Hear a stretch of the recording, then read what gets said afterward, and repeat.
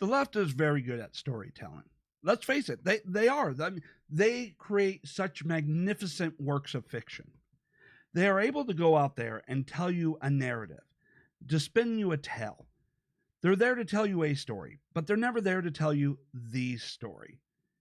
And they go out there with a two-part process called gaslighting and retconning, where gaslighting is you go out there and you tell a story or you tell a lie. You tell it confidently and you tell it often until it begins to become accepted as truth. And retconning is the process by which you rewrite history. You pretend what happened in the past didn't happen, and that history starts today, or you rewrite the entire history of a particular event. And we're seeing that as it comes to the issue of the pandemic and them trying to go through and blame President Trump, trying to claim he stalled, he dragged his feet, he didn't take it seriously enough. Now, unfortunately for the Democrats, because the tech companies tend to very much support them and give them favorability in all their search algorithms, it's very easy to debunk them at times by just adding in a date range filter to the Google searches. So we got the left out there trying to claim that President Trump did not take it seriously enough. He squandered 2 months of crucial time that could have been used in order to stop the spread of the coronavirus in the United States. But what does the truth actually say? What does the evidence actually provide? Well, first off, before we get to what the evidence actually provides, let's take a look at what some of the biggest leftist outlets online are trying to tell their audience.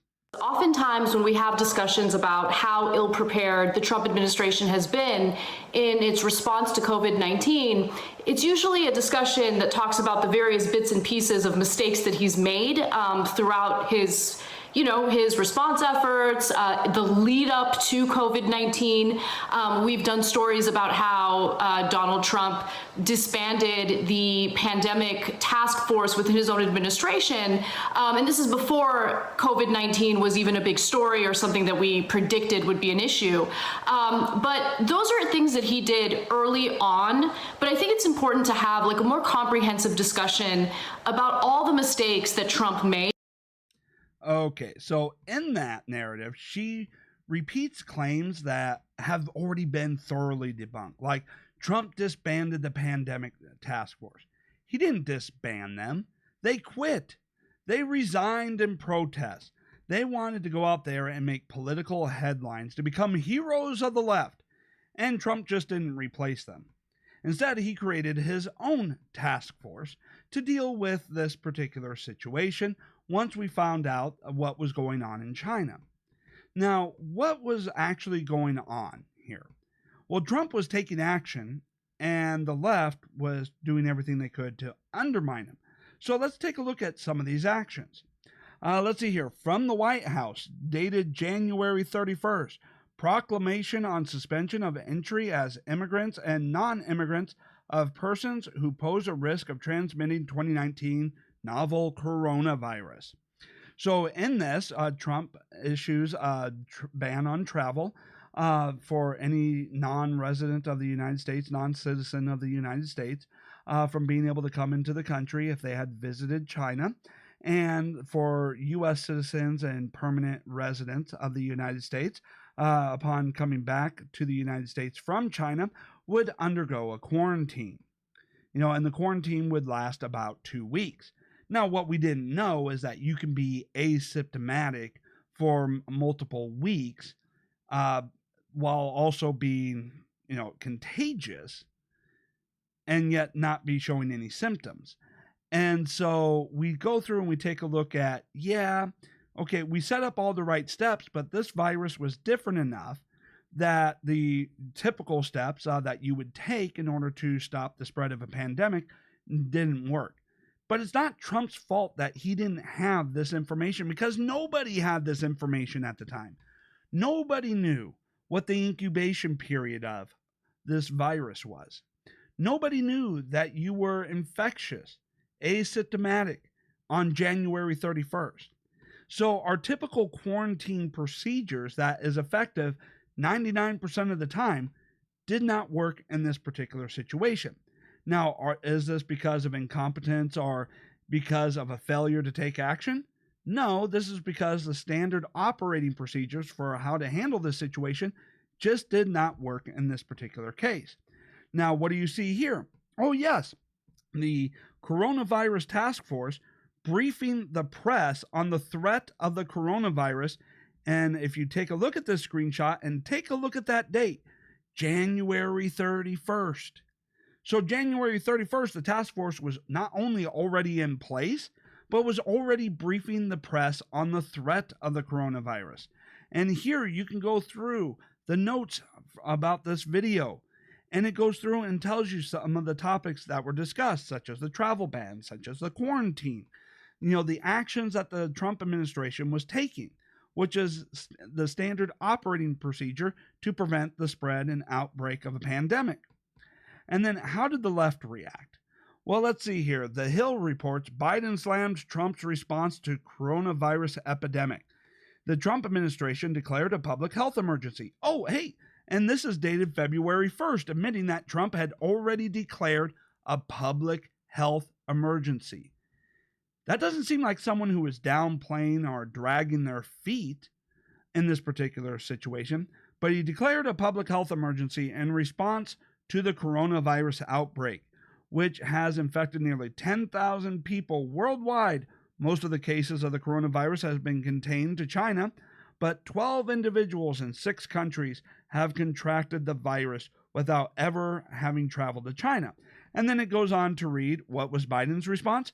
Oh, we have right now a crisis with the coronavirus, Biden said in Iowa. This is no time for Donald Trump's record of hysteria and xenophobia, hysterical xenophobia, and fear-mongering to lead the way instead of science. So yes, Trump was going through issuing the travel ban, going through issuing a public health emergency, and having his coronavirus task force update the press on the threat of the coronavirus. And they were going, no, you don't need to do all this. We need to listen to the experts, the scientists. Yeah, like those at the WHO who were saying that this was not transmissible person to person or human to human. Who was just going through and repeating Chinese propaganda. You mean those experts, those scientists? Let's face it, most of the experts that the left love to refer to are not actual experts, and the institutions have been politicized with leadership that acts more like political hacks than they do data-driven scientists. And so we need to actually take a look at who we are and are not calling experts when we take a look at who to listen to and what the science actually says, because the left doesn't actually believe in science. They believe that they can make any opinion that they want and just yell science, and all of a sudden that's what science is. But the Trump administration was taking action, and immediately the very next day, the Democrats were attacking. The Democrats were going out there saying, this is an overreaction. This is xenophobia. And so while Trump was issuing a public health emergency, what were the Democrats doing? What were the Democrats going out and telling the public? Well, we know what the Democrats were telling the public. They were telling them this. The risk to New Yorkers for coronavirus is low, and our city preparedness is high. This should not stop you from going about your life, should not stop you from going to Chinatown and going out to eat. I'm going to do that today myself. Come to Chinatown. Here we are. We're, again, careful, safe, and come join us. There is no concern at this time for coronavirus in our region. The Department of Sanitation is ready for Mardi Gras 2020. The facts are reassuring. We want New Yorkers to go about their daily lives. But there's really no need to panic and to avoid activities that we always do as New Yorkers. We are a hardy people. Americans do not need to panic. What I would suggest, however, is that Americans take this as a wake-up call for seasonal flu. There's very little threat here. This disease, even if you were to get it, basically acts like a common cold or flu. So we're telling New Yorkers, go about your lives, take the subway, go out, enjoy life, and certainly not to miss the parade next Sunday. I'm going to be there. If you had to, would you close down the borders?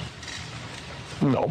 We need to be honest about the American people, with the American people, about the fact that we can't keep people coming here from China. And transmission is not that easy. I think there's been a misperception that coronavirus hangs in the air waiting to catch you. No, it takes direct person-to-person contact. We also know that if it were likely to be transmitted casually, we would be seeing a lot more cases. Right, because this is New York and you're in elevators and trains with everybody.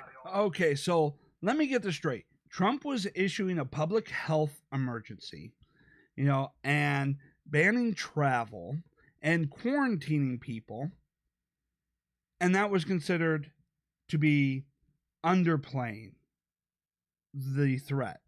The Democrats, immediately after Trump was doing those things and issued those actions, were going out there and telling people this is xenophobia, this is racist, this is actually going to hurt American relationship with China and hurt America on the world stage. And then going out there and telling everybody, no, don't worry, don't, listen to Trump's, public health emergency statement. Go about your daily lives, enjoy it, go out and enjoy Mardi Gras, go out and enjoy your normal daily activities. This is not a threat. This is not transmissible. And they're saying Trump underplayed it while they were the ones going out there warning people of the threat. The facts don't add up. The truth is the Democrats did everything they could to undermine President Trump, and now they're trying to rewrite history. Now, there are other issues in which the Democrats are trying to, dismiss how right Trump was on so many issues. For instance, we go through and we take a look at, the border wall, right? Remember when Elizabeth Warren was out there saying, I would divert all the money away from the border wall and just go into a vaccine that would take 18 months. Whereas a border wall, we could probably get that constructed pretty fast if we, got right on it, and would prevent people who are infected from illegally crossing the border to get access to our medical system.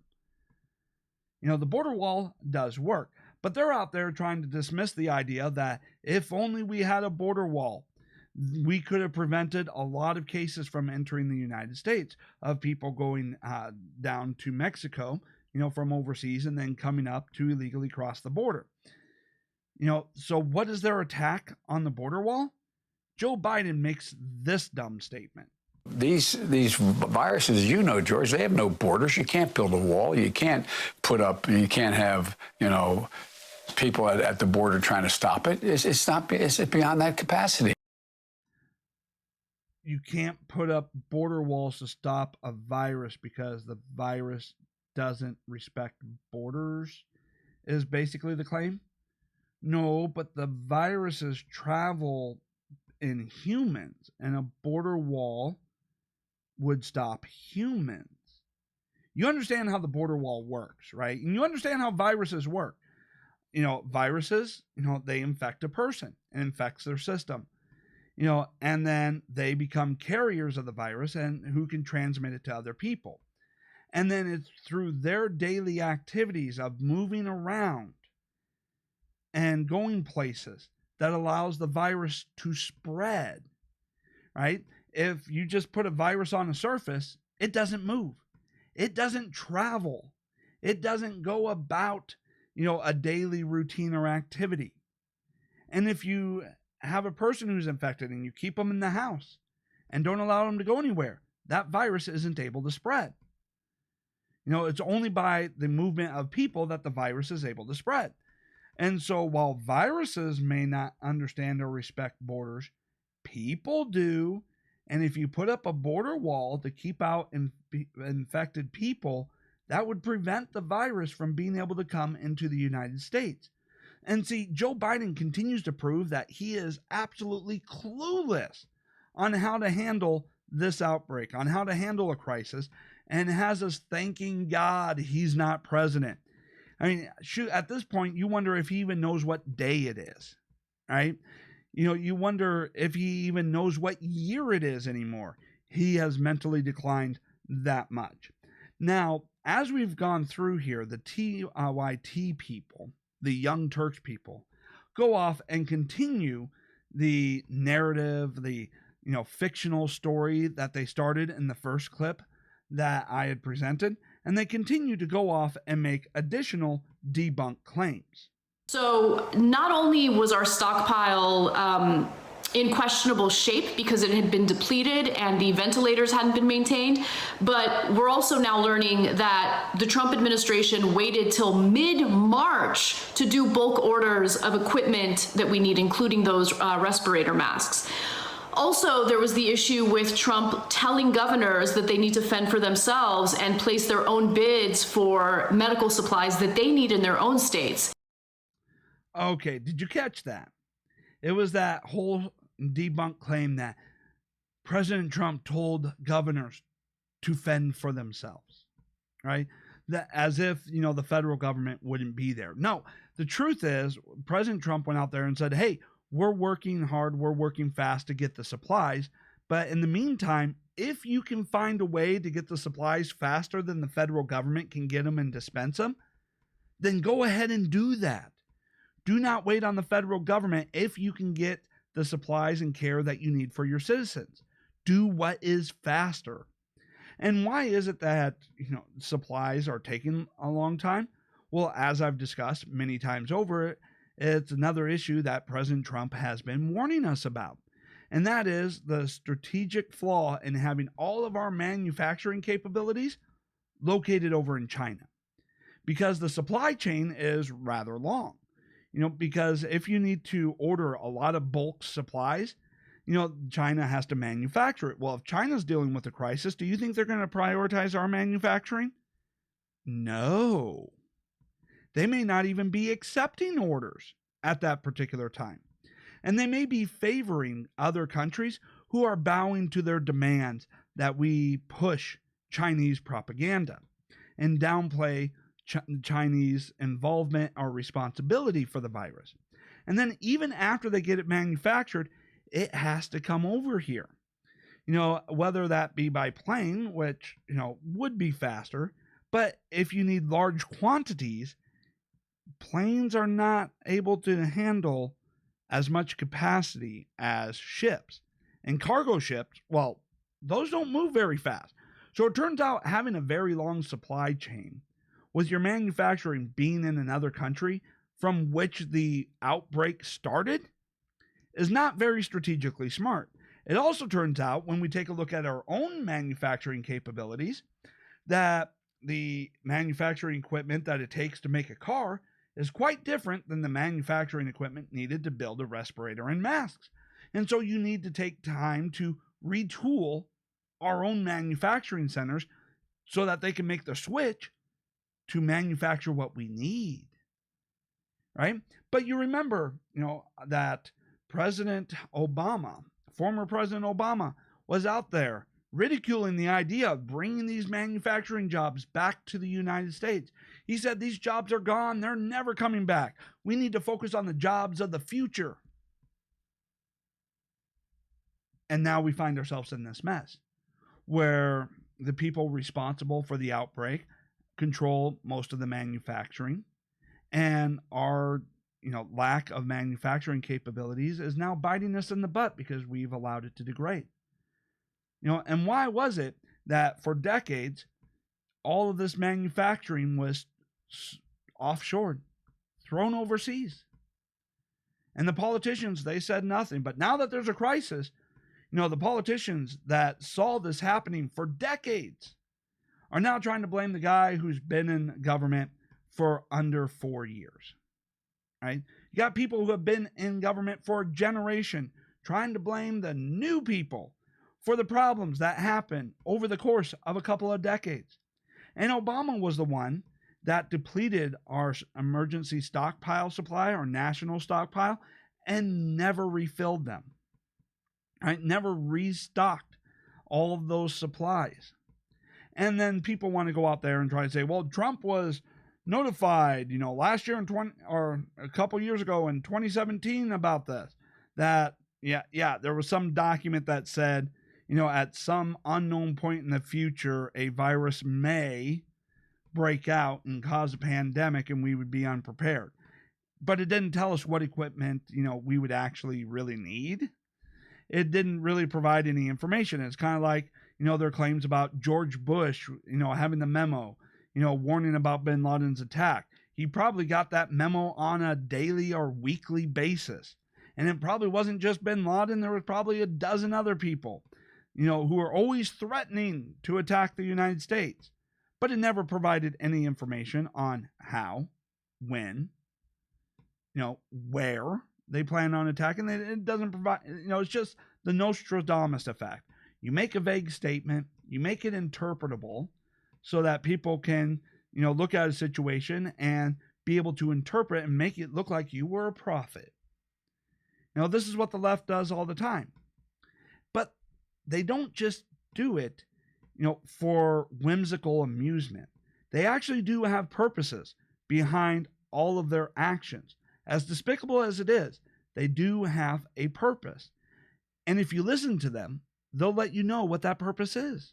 Absolutely, we see this as an opportunity to reshape the way we do business and how we govern. And that shouldn't put shivers up the spines of, one party or the other. I think it's an opportunity anew for both parties to come together and meet this moment and really start to think more systemically, not situationally, not just about getting out of this moment, but more sustainably and systemically, to consider where we can go together, this historic moment, if we meet it at a national level and a state and subnational level. So answer is yes.